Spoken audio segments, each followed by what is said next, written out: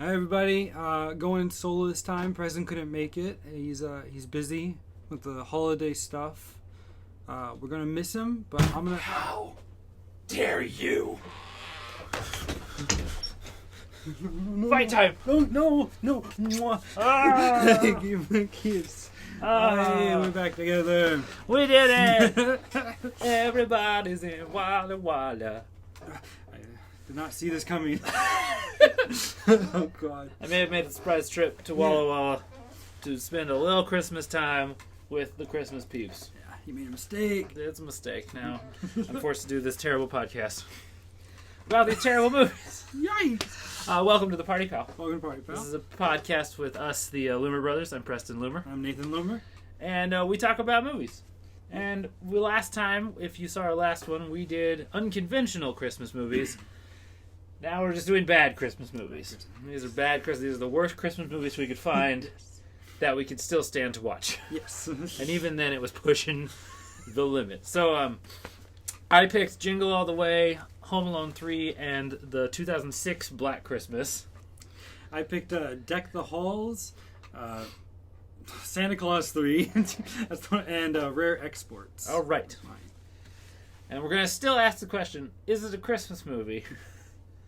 And Might not be. for this one, we're also going to ask, is it worthy of redemption? That's a good. All right. Are we still going in the worst to best? yeah, I don't know how to do that. All right. We're going to go with Nate's least Christmassy movie. Least Christmassy? Yeah, that's how we do this. So which one didn't have Christmas, though? Oh, Home Alone 3 didn't have Christmas. So it wasn't set during Christmas time. Yeah, so we'll start with Home Alone 3. Home Alone 3. Home Alone 3 is the first Home Alone movie without Macaulay Culkin. Still written by John Hughes. It's still about a kid stopping a bunch of thieves from taking his stuff A lot. with booby traps. And it has no Christmas. It's set in January 8th. Oh, that's what it is.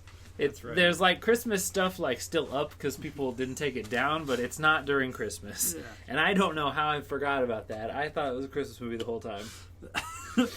No, it's a January movie. And this one's more like a spy espionage, but not. It's confusing. Yeah, so essentially, the first two, if you've seen them, are about two thieves basically just trying to steal stuff out of houses, and this kid who got stuck at home because his parents forgot him. Yeah. And he fights them off. This one Kills them. is about a bunch of thieves trying to get a nuclear missile chip for North Korean terrorists. I've seen this movie, I think 8 times growing up. You've seen it a lot. I never remember what the chip is. Yeah, it's some sort of missile launch chip that goes into like nuclear missiles that North Korea wants it. Yeah. And I don't know what organization these terrorists are with. Some of them seem vaguely American. Some of them seem vaguely not. They're guys. all dark-haired bad dudes. The one thing it does with the opening 10 minutes where you only focus on the four baddies, and it does a solid job of setting them up to be pretty badass and pretty like good at what they're doing, which makes it that much funnier later when they're being beaten by an 8-year-old with chickenpox. Yes, it's the best. I actually like this movie. Like, I actually really like this one. Yeah. I think that a lot of people just had Macaulay Culkin bias, Yeah. and we're like, he's not in it. It's not the same. Mm. It has Scarlett Johansson Like, in like one of her earlier roles. Not her first, though. No, her first She's was so young. much younger. But she's like I think 14, 15. This in is the movie that divided Siskel and Ebert. Because I want to say Ebert loved this movie and Siskel hated it. Yeah, I can't remember. I'd have to look Can't that up. remember the other way around. But It also has, in my opinion, it has better traps. better traps, yeah. I was like, understandable. The kid in this movie is a legit like mechanical engineer. Like that kid, he rigs up like electric fence. He makes all these like spring-loaded booby traps. He uses like the toys in the RC car. Also, that RC car, I don't know what brand they're using, but I want the remote range. I want it so much. I'm like, if I can go 4 blocks in an RC car, that's a good, solid investment. Maybe it was the chip. Maybe the chip was enhancing the RC car. Yeah, I think the thing though, I mean, I like on one hand, I like the extra villains. At the same time, it's too many sometimes. Just too much running around. Yeah, and you kind of lose track of the four of them. Yeah. And I think, well, they kind of did an interesting thing. Because they have Unger and Jernigan, who are the two sort of more henchman-y guys. Yeah. And they kind of play the Harry and Marv role. Yeah. One's really serious, one's really kind of goofy, and they play off each other. And then you have the other two, I don't remember what his name is. I can never remember. Mr. Beaupre, who's the leader of this group, who's like the most like intense of the four of them. And he doesn't get a lot of goofy but he gets some. And then Alice, because they never say her last name. Yeah. And she gets she's like the badass female character. Yeah. Who is kind of the most sadistic of the four of them. Yeah. I feel like. And she gets to do some kind of like gymnastics-y things and stuff like that, but ultimately has what I would say of the four final traps, she'd probably be dead. Yeah, she probably died. I actually really like the main villain near the end. Yeah, it gets really creepy. That last scene with him and Alex at the end is really good. It's really good. I think this parent is worse than the parents in the other Home Alone, because it's not an accident, right? He's just home alone. He's got chickenpox. So she just leaves. And I actually like that there's a realism to it of the kid's sick and mom works and dad works and they have to do their jobs. And the other thing is the kid calls the cops twice. Right. He does what he's supposed to. I forgot. And it's only after the cops can't find any evidence that he's like, all right, I'm taking this into my own hands. Really good. Because I guess that is missing from the original movies. He just kind of sets up traps because what else are you going to do? Yeah, well, the first one he protects his house. Yes. And as I call it, Die Hard Children's edition. Children. Second one, he protects New York. This one, I will say, this one does feel a little like a child watched Home Alone and then tried to write a better Home Alone. Yeah. It feels it doesn't have the same sort of freshness to it. And I asked myself this question. How many people, because of these movies, got seriously injured because their kid did something that they saw in one of these films and thought, that's funny? That's gotta be it. I love the insult to injury where you see all the villains at the end. They're in they got their prison thing. They all have chicken pox, which I'm like, that's great. I mean, did you know the guy who plays Unger is married to Cyndi Lauper? No idea. Yeah, I did not. Things I have learned. That's all I know. I don't know anything else. And it feels less like this family feels more like a real family. Yeah. Like the other family, they felt like a rich family. Yeah. And this family feels more like, okay, they're like your everyday family. They're, mom, dad, few kids. They both have jobs. They live in kind of a middle class. I mean, they're not poor, but they're also not we live in a mansion with 345 million people. Oh gosh. And then I think next year we'll pick 4 and 5. we'll just keep it going every year. We'll go down just watch Home Alones. Watch Home Alones. I don't know if I want to do bad Christmas movies ever again. Never. Maybe cult Christmas movies. Cult Christmas movies. That's different. Yeah. Home Alone 3 I don't think is bad. So I would say, is it a Christmas movie? No. No. Is it okay? But I guess we also because nothing's a January movie. I guess this is the only January movie. This is your January movie. Yes. Which is good because if you're seeing this after Christmas, then you can watch it, in January. If you're seeing this in February, you have to wait a year, and I'm sorry. But this one's good, and I think it is worthy of redemption. I think if you watch it without the bias of we know the first two Home Alones are classics. Yes. It's fun. It's fun for the whole family. Also, this one doesn't have the president in it, so that's all I'm saying. Yeah. So. Yeah. That's it. That's it for that. That's it. Okay. Which that was one? Easy. Which one do you think is the next least Christmassy? I mean, this week it's hard because these are all Christmas. These are all actual Christmas movies. I mean, I guess I put Black Christmas pretty low last time. You can do it. Stick with it. All right. I didn't really want to talk about this early. We could save it. We could do the other sort of horror one. Okay, that's fine. Black Christmas. So this Black Christmas is a remake of this one that we did last time. Yes. Starring another cast. Yeah. And I got confused when I was halfway through it if it was a remake or a sequel or both. Yes. It was very confusing, and it did a lot of things that I did not like.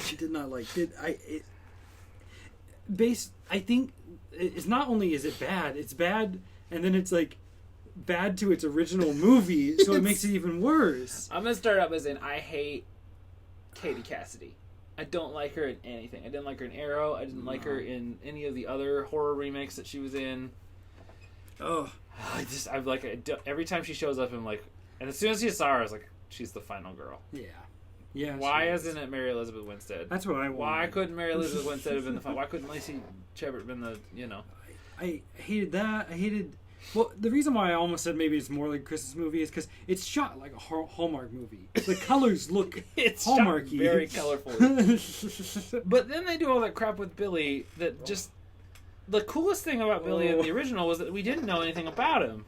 And we know everything about him. He's like this urban legend that they've written about. And he has jaundice for no reason. Jaundice. So he's just yellow, which ruins it. And then they have the other... The twist. The twist. Spoilers. Twist. There's a second killer. Yeah. Who's Billy's daughter sister, Agnes. Because they decided, throw it in. I wrote down, that motherfucker. Because I think that's what he is. That's what he is. And he's also a mother eater, but it just makes it gross. Yeah. Like it doesn't like the original one. Yes, it's a horror film. This is a slasher film. Yeah, but it's not disgusting. You don't feel this icky one's really gross. And the kills aren't that creative. The kills are I was like the bag kill in the first one was really cool. And then they do it. And they do it three for times. every kill. Yeah, it's like every other kill is the one where they stuff a plastic bag over someone's face and pull them. See, that's the thing. I was excited to watch it because I wanted to see how they did Billy in a newer movie. And then like right off the bat, he just jumps with a knife and stabs somebody. I'm like, there he is. The other issue is the first 4 kids who get it are like girls that we met literally 10 seconds before they got killed. Yes. So. And we have this main quartet who we kind of stick with for a while. Yeah. But by the time they're getting killed, you're already so done with the movie that you just don't want to watch the rest of it. My favorite, though, is when the boyfriend came in. I was like, when's he going to die?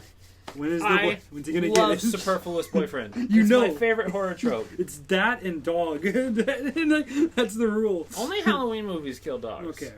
Babadook. Babadook did one. No, as soon as I wrote it down, I was like, Superfluous Boyfriend. Yeah. He's gonna come in. He's not gonna do anything. He's gonna get killed. You're gonna be like, and they do that. This is the problem with the difference between good slashers and bad slashers. Yes. Good slashers know you're gonna kill a bunch of people, but you're gonna there's a reason for each one.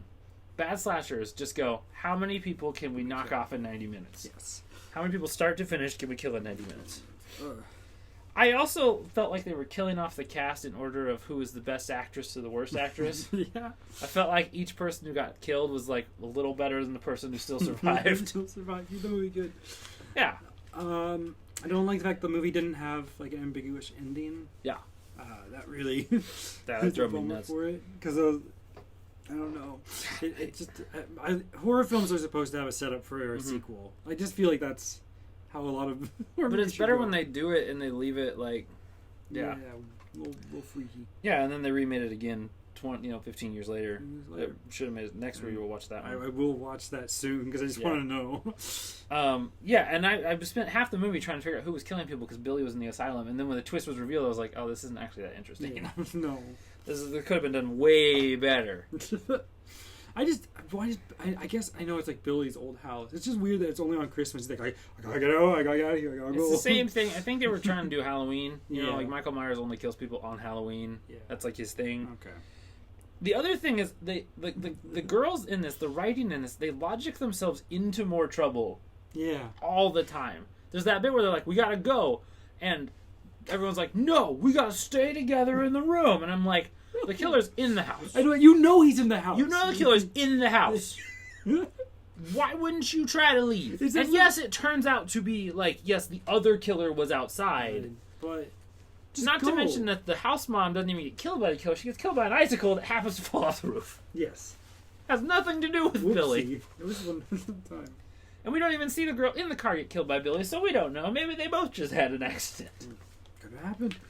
That tripped me out. Maybe your computer turned off. That was weird. But I don't know. That's the thing, though. It's like you've already called the cops. They don't believe you. Why are you sticking around? There was so much. There was so much I didn't like about this movie. And cops, from what I've learned from horror movies around Christmas, cops, you gotta believe the people who are calling you. Please. I get you're busy on Christmas, but man, I feel like I was like, if someone called and said we're getting murdered, I feel like you'd be like, tell the guys who got their dicks stuck on the flagpole they're gonna wait. We gotta get some girls out of a sorority house. Oh gosh. Yeah, by the end of it, I didn't care about anybody. I was like, you can kill any of these characters. I do not care. And I felt that maybe a little bit in the. There's probably like 1 or 2 girls in the last one that I cared about. And that was kind of like. But at least you had somebody. Somebody, yeah.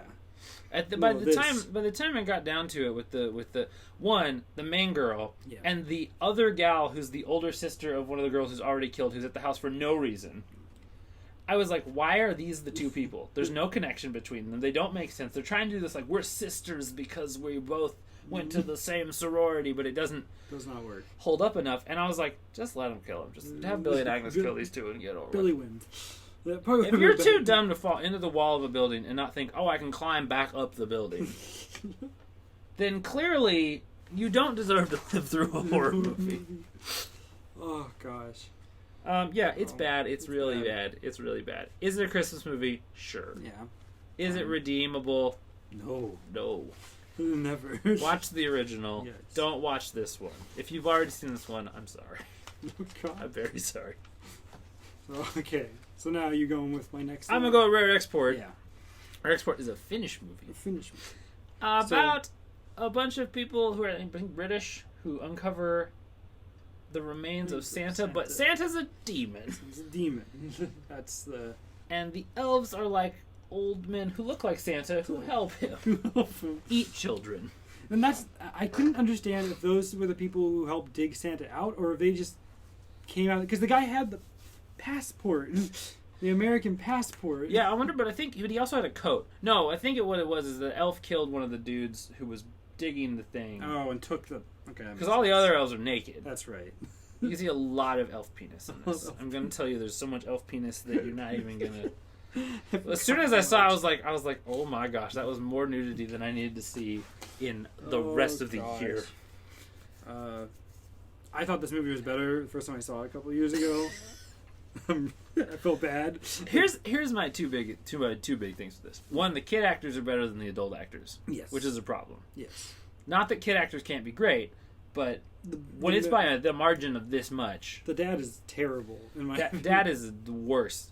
None of the characters make sense. Yes. There's no logic behind most of the plot. And it takes an hour to do anything really interesting. Yes. And then once it does get going, it just ends. You don't even see Demon Santa.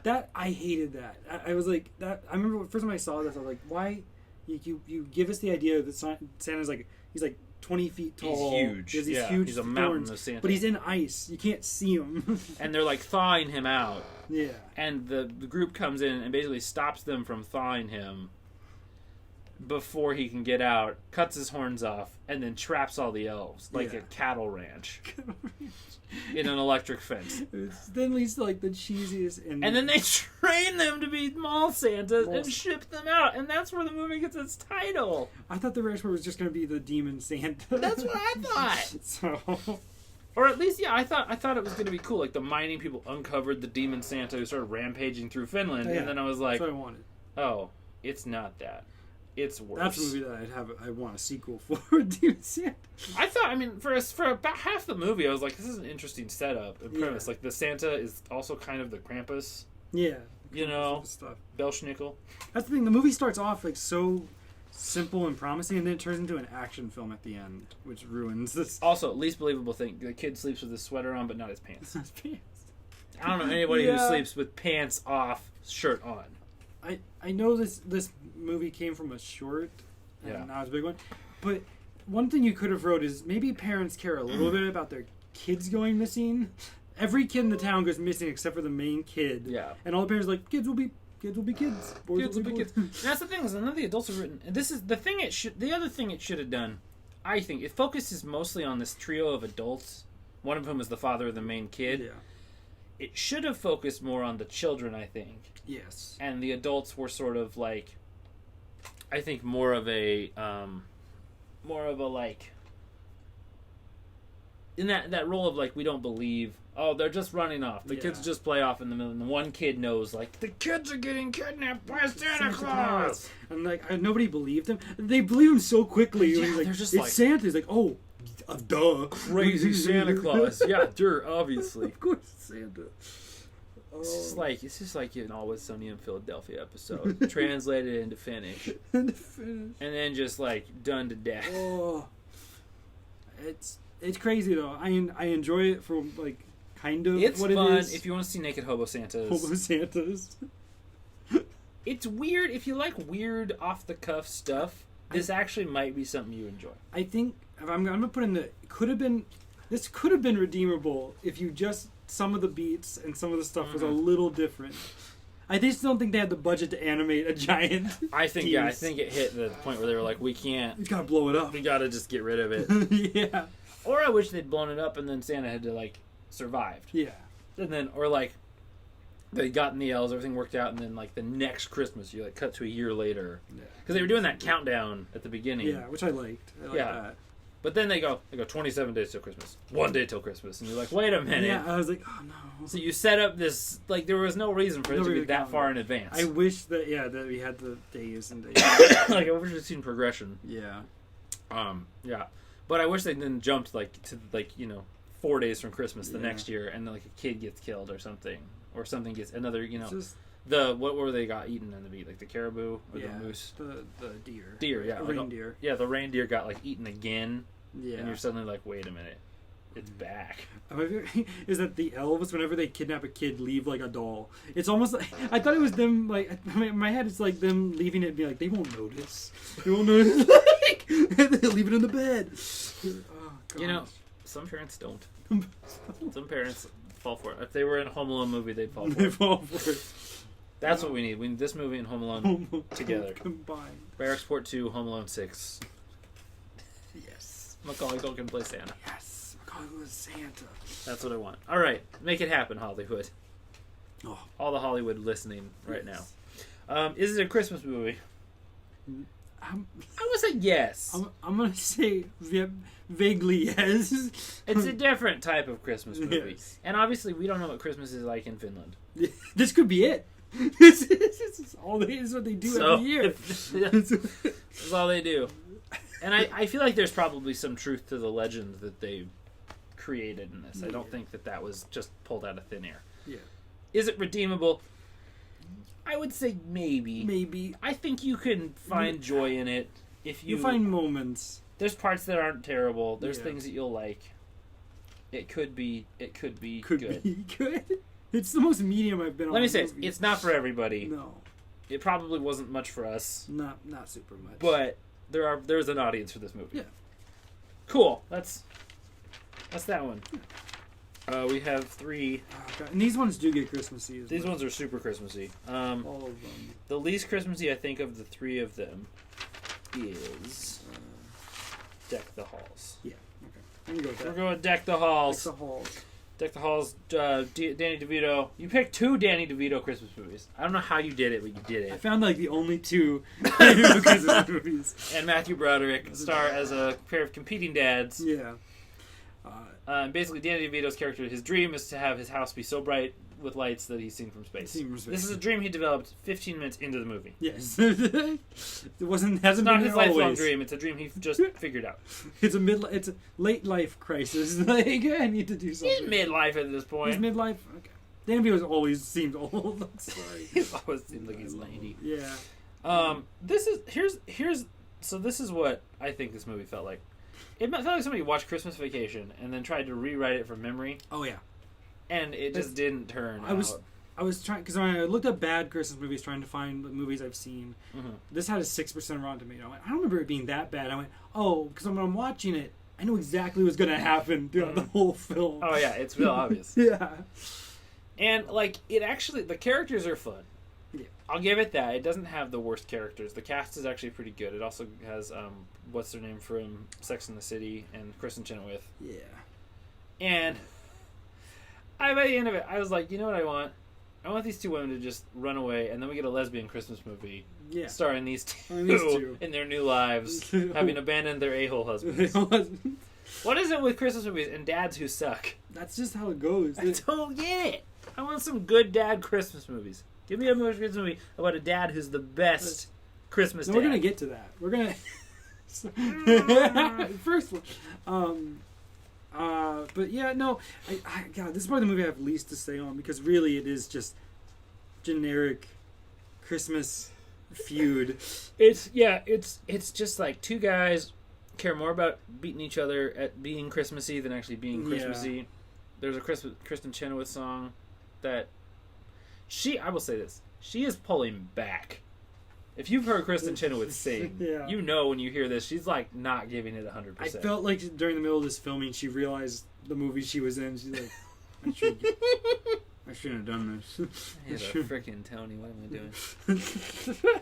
doing? I do like some of the side characters, like Jorge Garcia from Lost. I like Fred Armisen as like obligatory German man. Yes. Fred Armisen, that dude can play any nationality, and I feel like you just buy it. Because he doesn't look like he's any nationality.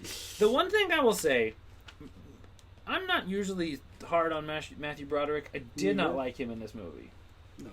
He's trying to continue to do that Gene Wilder thing that he did in The Producers, but he's not as funny at it. He's not the comic guy. He is the straight man. I said this is the guy I wish they replaced in the movie with somebody who's had a little more fire under him to try to beat Dan DeVito. Like, if this had been made 10 years earlier and Steve Martin played that role, I feel like it would have been fantastic. That's it. Because he would have just done it. He would have just held up Tim Allen. We'll get to Tim Allen.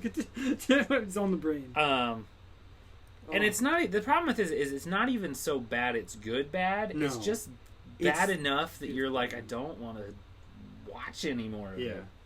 It's bland. And it feels really long. Yeah, it feels really long. If they went more over the top with them competing, but they don't ever. It's just... It's weird little things. Yeah. It never feels like it goes far enough. It feels like it sets up some good stuff and then just does it. Well, the problem is, like you said, Christmas Vacation has the giant light-up house. And so... But they never even get to that, really. That kind of, like, realism giant light-up house. And I hated the ending. This is the thing. So they have this really good ending of the guys learn that family's more important than their stupid quests. And then they both get the thing they want. Yes. Anyway. It's not... And I'm like... And there's other Christmas movies that have done. The Grinch did that, but the Grinch did it because the Grinch learned and redeemed everything. Not because he is like, I hate Christmas, but I love it now. And now everyone gets Christmas back just because. Just because. No, I get back because the Grinch figured out that he, wants to be good for people. Good. Oh. I can't. They're going to... Every holiday for them is going to be a competition. That's what I say. There's so much in this. Yeah, so I think it's just about... I do like that the two wife characters. And I like that they're most of the time like, this is really dumb. Like, they're aware of what movie they're in.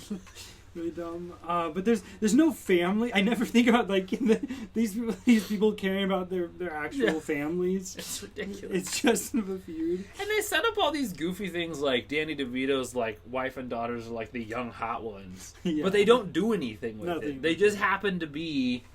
Like, that's it. That's the joke. Young hot daughters and wives, and the same with the other family being kind of awkward, and they don't do anything with it. Yeah, they do like little one-off jokes that don't really go anywhere, and I feel like you have to play up this like contrast of something like yes, he has this like wife who's like ditzy and blonde and like is like kind of that like valley girl, haha, whatever.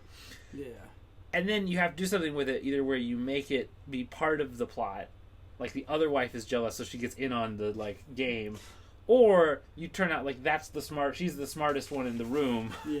Even though she looks like she shouldn't be, But they don't do it! We don't get anything we want out of it. This is just disappointing. This movie's probably one of the worst ones that we watched. It's not... The other movies were worse. Not in this way. Not in the... It's that kind of thing. This is the thing. There's bad... where it's so bad that you don't like it, but it's bad. Yeah. And then there's so bad that you want to like it, but it's bad. And that's what this is. It's like you want it to be better, but it never gets Yeah, there. it's there. And that's Deck the Halls. Is it a Christmas movie? Yeah, it's a Christmas movie. Yeah, it's a Christmas movie. Is it redeemable? No, not really. Sorry, it's not. Love you, Dan DeVito. All right, I think we're gonna do this one. What is it? Yeah. Yep. All right, this is Jingle. Jingle All the Way. This is an Arnold Schwarzenegger vehicle. And you know if you've watched this show before, you know I love Comedy Arnold. Comedy Arnold's best. Comedy Arnold's my favorite Arnold. This Arnold is fantastic. It's fantastic. And also an a-hole dad. Yes. Who is trying to get a last-minute Christmas gift, which happens to be the hottest toy on the planet. Yep. For his son. The PS5. Oh, little Anakin Skywalker. Little Anakin Skywalker. Jake Lloyd. I will say, after watching... I watched this... I remember Jake Lloyd being better in this movie. Yeah, me too. And then I watched it and I was like, he's giving the same line reads that he gave in Star Wars. And I thought that was just a Star Wars thing. Yeah, I thought that was George Lucas directing. So... Nope, that's just how he just says everything. He says everything like the audience needs to hear it too. Oh, Dad, you promised to get Turbo Man. That's the sad thing about watching the special features on the Phantom Menace DVD. Mm-hmm. You see the other kids that compete against Jake Lloyd, you're like, that kid's better. That kid, why is he picking Jake Lloyd? No harshness on kids. No harshness on Jake Lloyd. And I do feel bad for what happened to him. But like that guy's life was ruined by Star Wars. Arnold Schwarzenegger's ability to act with kids though, he's like in 3 movies with kids and he's so good. He's so good with kids. Yeah. I don't understand. We expect it from the I guy. will also say this kid is spoiled rotten. Yes. Like, I want a Captain America mural on my bedroom wall. You know, like the fact that that is a thing that he has, and he's still like, my dad doesn't love me enough. I'm like, whoa, slow down, kid. This is the thing I've learned. Christmas movies make everybody an asshole. Yeah, that's what we got from. Like and even like the scene where he's in the store and he's like, I need to get a Turbo Man, and they're like, and they laugh at him. I'm like, what? If you did that to a customer in a store, you would get in trouble so fast. Yikes. I actually like the way this movie builds to the ending, because the ending is actually one of my... The ending's awesome. The ending rules. Ending's like a Japanese TV show. I know it's all I think about when I think about this movie. Yeah. But...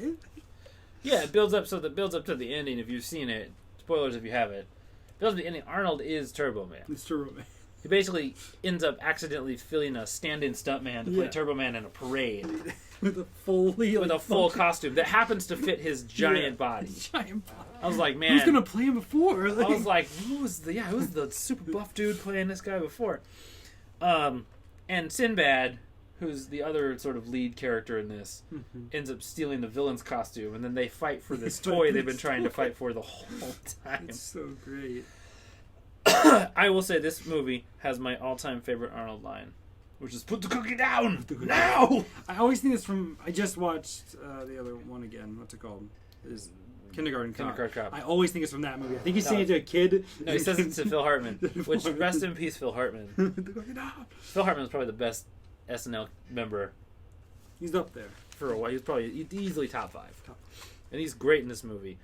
I've learned that this movie taught me a valuable Christmas lesson. Capitalism may not be the best. That's right. Maybe teaching our children that they have to get certain things all the time is not the best system. Yes. And I also have some issues with this movie. No. One, you're telling me the guy who runs his own business doesn't have AAA and has to push his car 10 miles into the city. Can't afford it.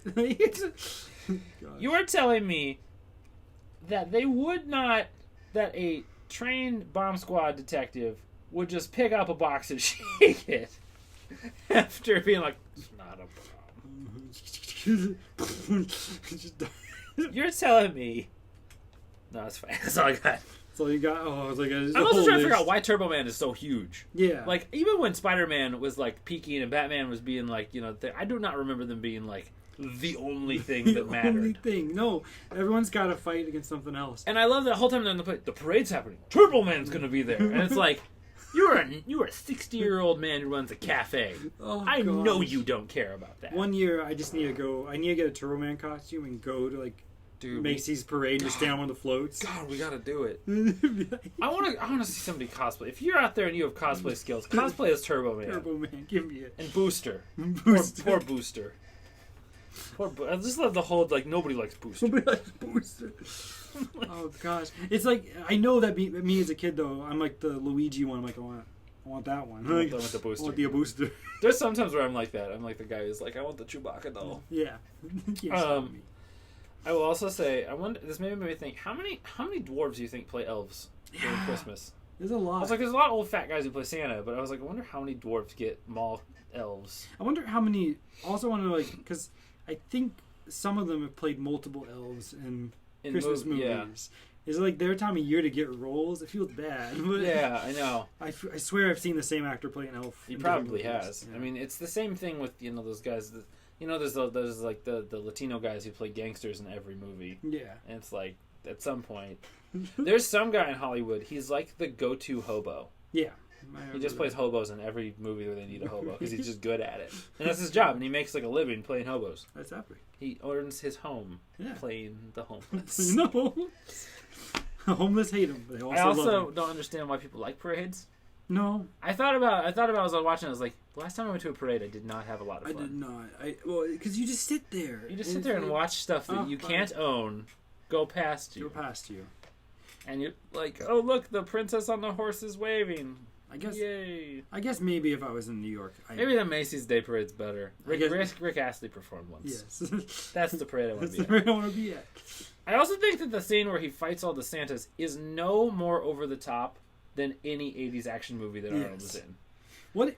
I was like, this looks absurd, but if you've seen Commando, this doesn't seem that weird. Yeah, no, I was thinking that, but I was like, a lot of movies have competing Santas because I was thinking about I almost picked I'll Be Home for Christmas. And we have to beat a bunch of Santas in a race. Yeah. It's only about to prove your Christmas spirit. To be the most Christmas. You have to beat other Santas. I'm also wondering how many laws he and Sinbad broke over the course of this movie. So many. Oh my god. Like, he broke into a person's house, which he set on fire. Yes. They bombed a radio station. He hit a cop twice. Yeah.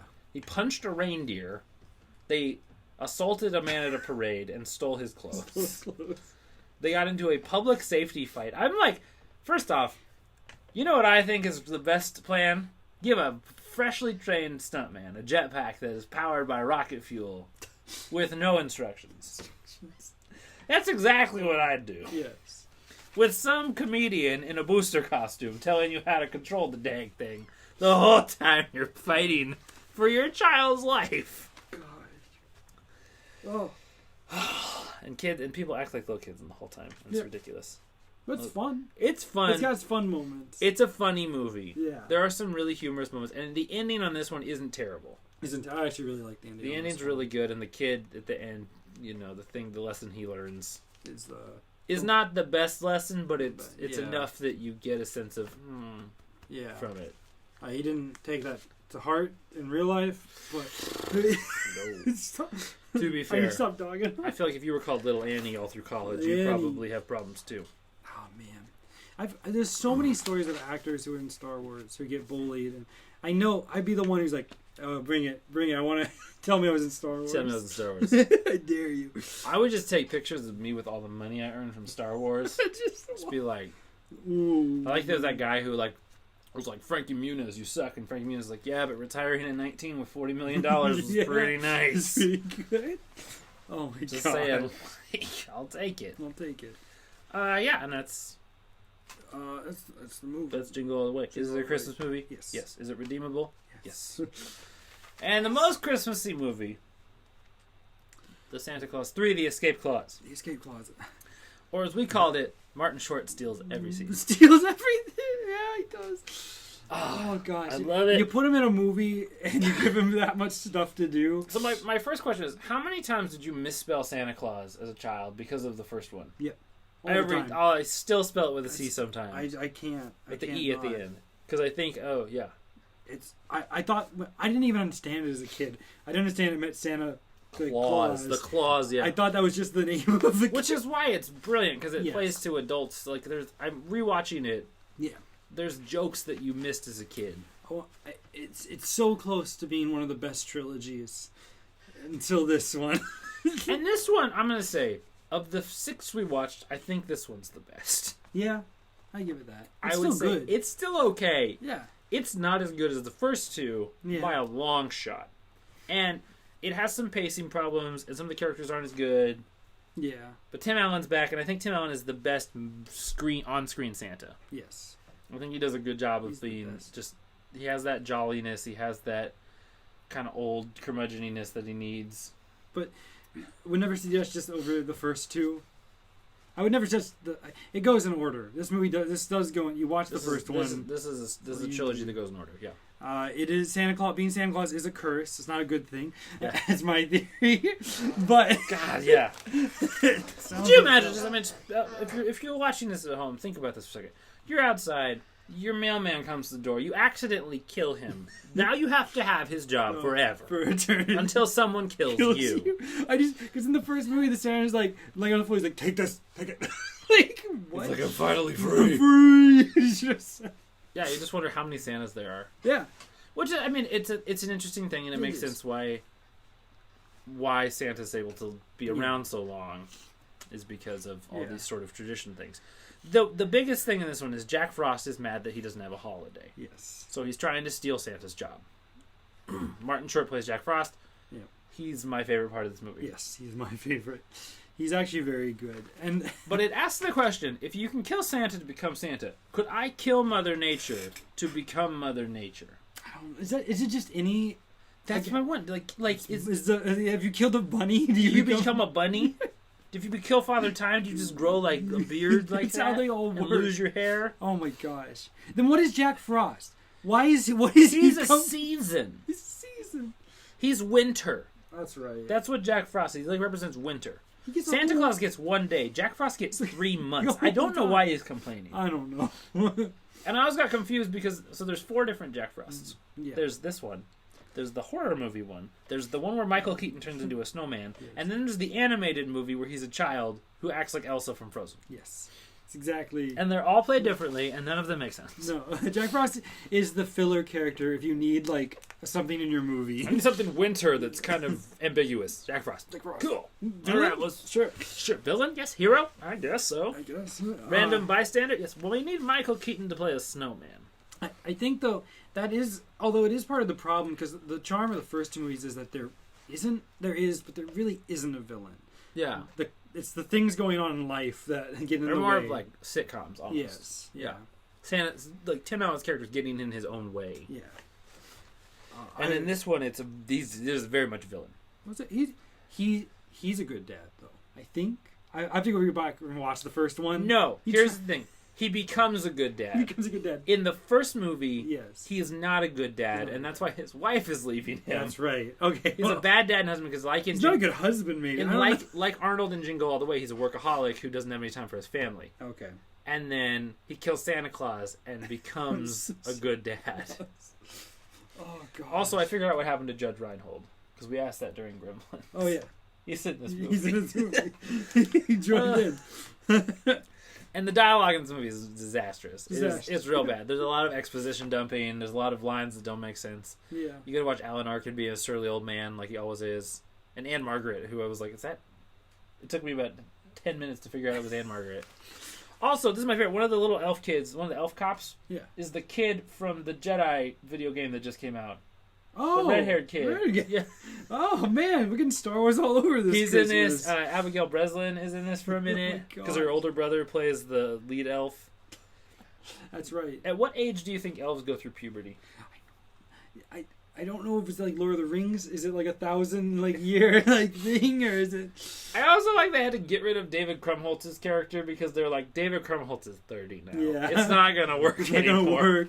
That's the thing. I was like, man, I wish they would make another Santa Claus movie. I'm like, everyone now is too old to play anything.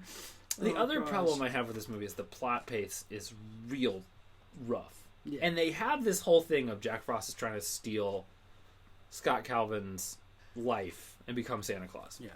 And he does so in the last 20 minutes of the movie. Yeah.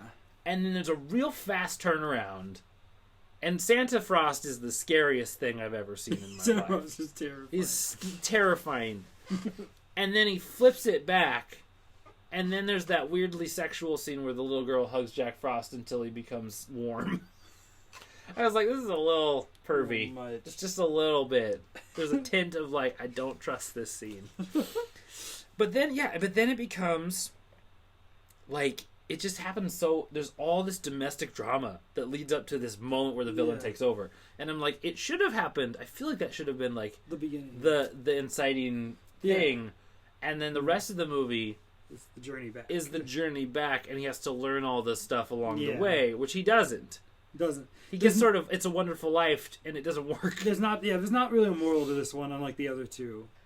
So the moral of this one is your family's important and don't be an a-hole. That's every movie. I guess that's all three of them. And you keep it going. Yeah, but that's the curse of being Santa. This movie was called Santa Claus 3.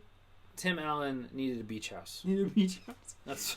I still say, if you're Hollywood, if you're gonna make a fourth one, reboot the series, but make it a sequel. Kill Tim Allen. And put someone else in the Santa suit. I beg of you.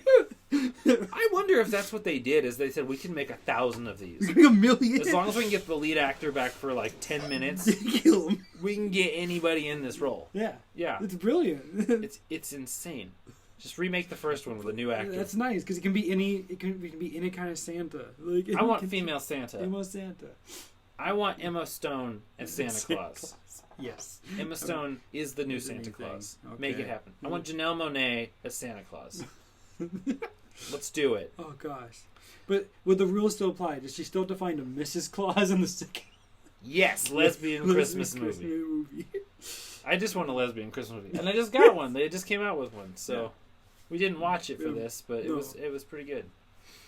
We're not talking about that though. Is this a Christmas movie? Yeah. Yeah. Is it redeemable? I think so. Yeah, in ways. I believe that it's worth a watch once. Give it a good go. If you've got children, I think they'll find it funny. Yeah. I know, because I laughed twice, and that's usually a good indicator that children will laugh a lot. Yeah. And that's all she wrote on the Bad Christmas Movies. This is probably our last podcast of the year.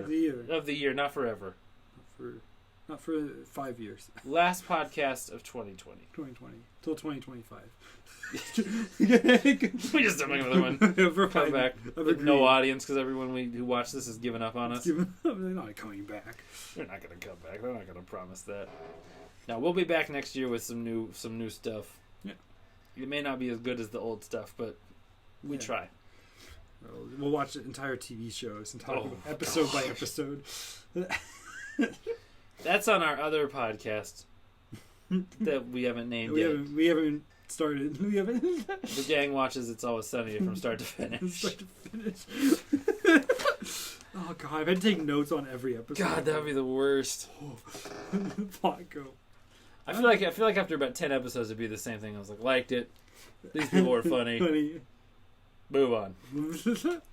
But that's all she wrote, and until next time, Merry Christmas, you filthy animals. Yeah. Merry Christmas. Don't tickle. I'm sorry. I'll be less awkward. Bye-bye. Bye.